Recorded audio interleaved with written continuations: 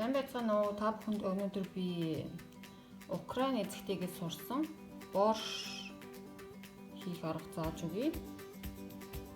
За энэ маань бас элэг тэтгдэг, эрүүл мэндийн хувьд маш ач холбогдолтой. Хэрвээ мах хийхгүй байвал за энд маань юу орох вэ гэхлээр ийм байцаа орно. Би бол өнөөдрийн хувьд ийм ягаан байцаа хийсэн байна.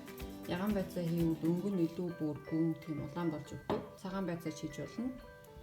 За тэгээд хүрэн манжин, тэгээд лууван, тэгээд паприка буюу чинжүү, тэгээд фенхел гэж яддаг энэ ногоо үнэхээр бит сайн. Энийг дангаар нь идэж болдог маш зөөлөн амттай.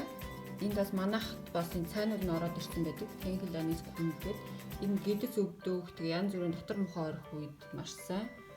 Манай найз нэг Монголд уучаад энэ им амтагтаад байна гэдээсэн. Тэгээд селери буюу шинцай орно. Тэгээд та бүхэн харж байгаа бах маш эрүүл ногоонууд. Энд юу байгаа вэ гэхээр ногоон сонгон. Тэгээд энэ шинцай, энэ фенхел хоёроос хэрчээд энд хийцэн байгаа. Эднэрийн болох хугацаа нь бол ойролцоо байдаг. Тийм учраас хоолндоо гарахаас 5 минутын өмнө хийждэг. Тэгээ яг хоолоо аяглахдаа энэ питазивия буюу яншүй гэж ярьдаг. Манайхаар одоо укроп гэж хатаацны нэг салаатанд хийдэг тийм үү. Энээсээ яг хоолоо аяглаа дээрээс нь гоё цацаад өгвөл гоё байдаг шүү. За борш маань ерөнхийдөө иймэрхүү харагдчихээн.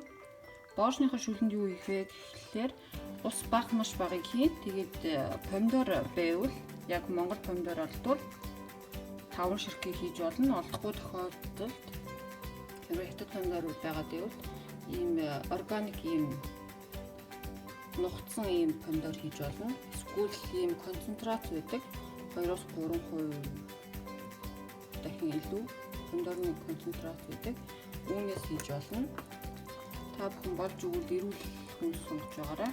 Тэгээ энэ ногоогоо хэрцэн ногоогоо болох одоо энэ хүрэн манжид нэр нь болоод ирэхээр гарахаасаа 5 минутын өмнө хийгээд буцалгаад гаргана.